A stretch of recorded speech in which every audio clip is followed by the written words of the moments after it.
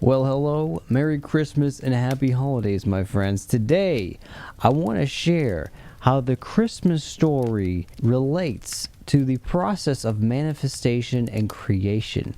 Similar to how the birthday celebration ritual is literally a subconscious reprogramming technique, which I talk about, so too do some of our holy days bring together all the processes for creation to happen in the way that reality actually works, because it's kind of magical, because a lot of it is unseen. You can't really tell how things happen, but the process of wishing and sharing your gifts and your presence, your personal presence, not so much something in a box. But I'm going to go through a list of the things with Christmas and the story of Santa, and you let me know if you think this resonates, because this is something I came up on my own with my own cognitions, but I think there's something there. And even if some of this stuff is not what you've read other places in a history book and stuff like that, it will also show you more of the process of manifestation, how to get this stuff to work, how to get your mind to transmit a frequency to create your reality. All the hints are everywhere, and they've been hidden in plain sight.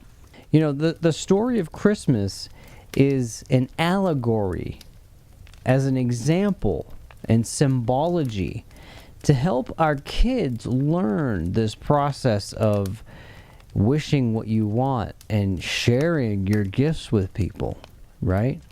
Think about that. You just change the words a little bit and it starts to make sense. Now, Santa. What is Santa? Now, some people can go back and say that there was a Saint Nicholas and these kind of things. But really, when I think of Santa, I think of Santa as if he is the higher self, right? He's the wise, jolly, fulfilled, right? Old man. He enters in through the chimney, right? Comes down the air vent. In order to connect with your higher self, some people like to do meditation and connect with their channels from the chi energy meridian system.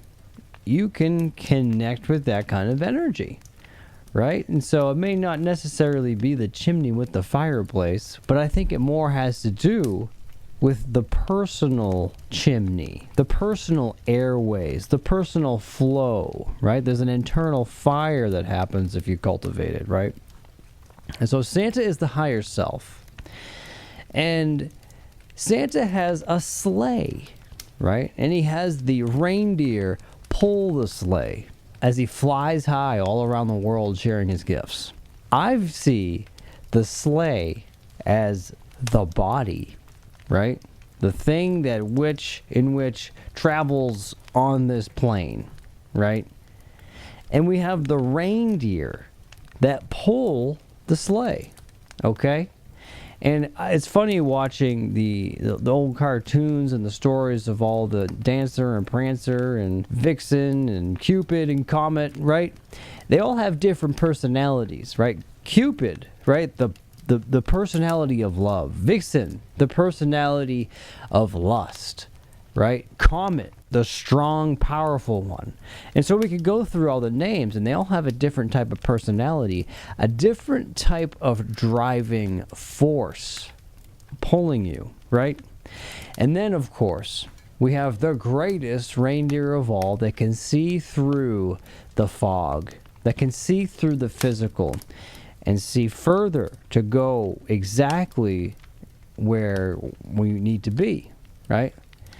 And so the nose lighting up is the sense, right? Your nose is a sense. It kind of tells you what's good and bad, right? I mean, your nose will tell you when the food is good or bad, right? And you get a sense, right? That lightened up sense I see as kind of like a third eye, an intuition, a foreseeable ability to have the vision beyond what is physical, right?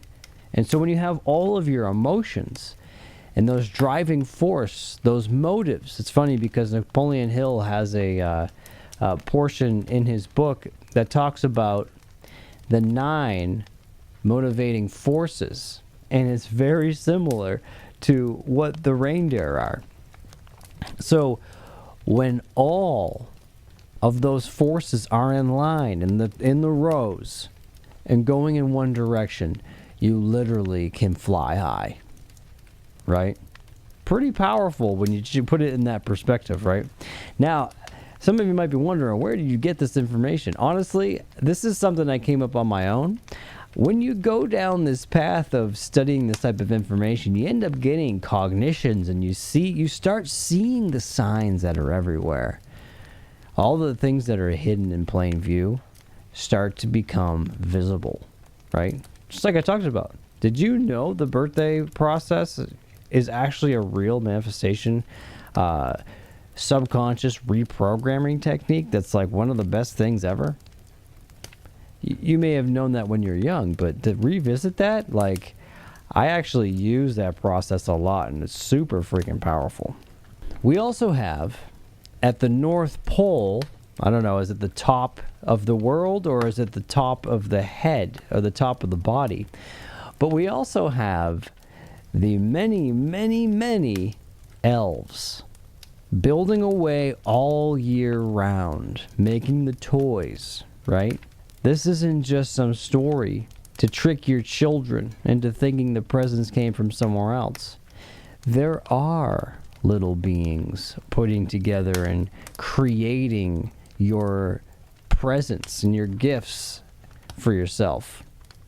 And I'm not talking about anything weird or spiritual or elves or anything. It's literally the particles that move when you use your thinking and your emotion that pulls everything into place. It's like a million elves working for you in the background when you have that intense emotion and that full belief and that unending waver to push forward. Things literally get put into place for you as if you have millions of elves working for you. It's literally like that, right? And so, up in the North Pole, right? Ching, ching, ching. Santa also, he carries his sack of gifts that he needs to share with everyone around the world at least once a year. Don't we all have something to share with people? And doesn't that sack of gifts that you don't share get really heavy and weigh you down when you don't have the momentum of sharing it all the time, right? And now here we are with the internet, able to share ourselves with the world, right? Are we taking advantage of that opportunity? I mean, I don't have to remind you of that. You know what's going on, right? He's always listening. He's always hearing you. He writes down all the names, right? And it reminds me of the subconscious mind. The subconscious mind remembers every single memory, right? But Santa's always listening, and he writes down all the names, and he knows who's good and who's bad, right? And it's like the inner consciousness, the inner conscience. Because if I hypnotize somebody, we could literally go back to any single memory when I have someone in somnambulism. That's a real thing. It's not someone else you need to be afraid of, right? God or whatever. I mean, sure, there's a higher power. I mean, yeah, sure. But really, I think we don't give ourselves enough credit for how much is happening with who we are and what this is. And when you tap into that, oh man, it's just, everything opens up. And that list that he writes, right? He checks it twice. It reminds me of when you're goal setting and you're writing down your dreams and you make a dream book and you have a dream that you put on a card and pictures of it, you know? And you check it every morning and night, right? You're checking it twice every day, right? Checking it once, checking it twice. Keeping focused on your dream, right? So, not so much the names, but it's the same principle, right? And when I don't know if you've ever done this before, but this is an exercise that I've been taught, is every so often, every week or so, you take out a notebook and you write down everything that you want. And when you get good at this, You literally write the list unendingly, and you get to the point where you just don't ever stop unless you're like running out of time or your hand gets tired. Because you can always think of something that you want, another thing that you want to do, another thing you would do with the money, another thing that you would do with a possibility, or a place you would go, or people you would meet, or something you would create, right? And that exercise alone, it's kind of like doing push-ups for your body to get strong, but it's doing it with your mind and your ability to dream and think and expand, right? And so that list that he pulls out and it drops out and it's got every single name on it in the world, right? When you write your dreams, it literally can have everything in the world on it, right? So to speak, anyways. And so with this in thought, there was a few Christmases ago, I was playing bass at 3 a.m. and I came up with this bass line.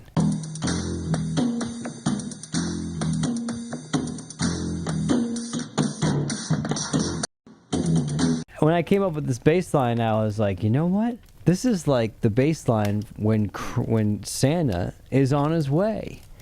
And so Santa's on his way. Santa's on his way. Santa's on his way to come share his presents and to ear bands. That was the song. And so I literally wrote down a lot of these stories and I put them in a song. And it sounds like this. Well, Santa's on his way as he rides on the sleigh with the sack on his back. He's got some toys for the kids and whatever it is that you've been focused on. But once the elves give the message and the word gets out, they get right to work in the fastest route. Working 24/7, always building and getting everything needed for synchronicity.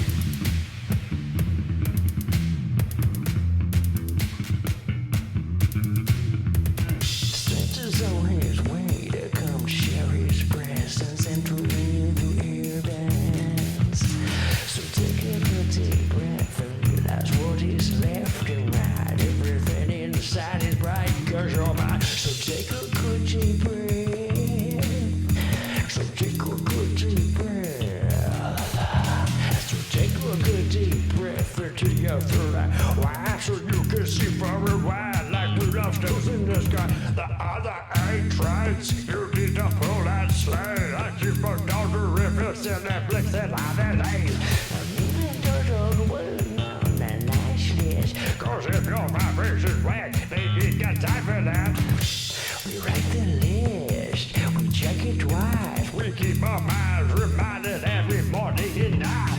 Oh, and this list, yeah, is endless. Cause if you write what you want, your thoughts, they just don't stop. Oh, and these gifts come from magnetic shells, not from the top of the earth. But when your thoughts are burnt, your brain is magnetic, kinetic, don't you forget it. Your thoughts are robotic, stop it unless if that's what you wanted. The story was made hundreds of years ago when scientific experiments weren't around to show.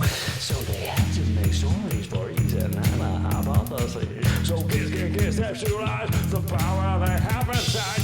Now they can choose anything they want. Follow the recipe and get a response. Yeah.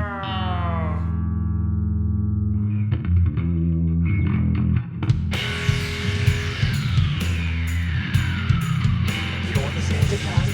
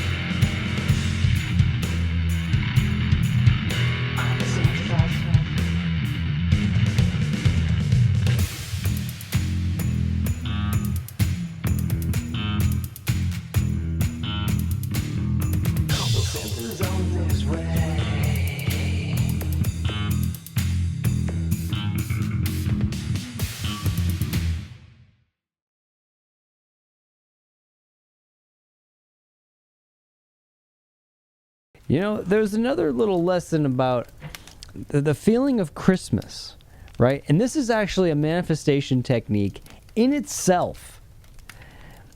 The night before Christmas, right? Especially when you're a kid and you know you're going to get presents and there's something that you really wanted and you've been thinking about it and dreaming about it and picturing it in your mind and hoping you're going to get it, right? That feeling of the night before Christmas and you know you're going to get your presents, right? They're under the tree. You can see them, right? You just don't know what they're going to be or which one it is, right? That in itself, that feeling, you can literally use that for something that you want. And you imagine Christmas is tomorrow and I'm gonna get the gift. And that anticipation feeling literally transmit the frequency of more belief that you're gonna get it. And if you kind of pretend and play in that place, that is a technique in itself that we've learned and been taught and we use, and it works. You know, Christmas, right? I think it's practice. So this kind of thing can happen more often. Every day can be a holy day, right? Day, or D-A-Z-E. Holy, as in W-H-O-L-E-Y. Whole, right? A whole day. A holiday. When you're not going to work and you do what fulfills you. Whole. Right? Why can't we always live like that? I think it's something to strive for. If you can do something in life that gives you fulfillment, where every day is a holy day for yourself and your family, that's really the mission. Well, my friends, thank you for stopping by. I hope you enjoyed this episode, and I wish you a very merry, holy day.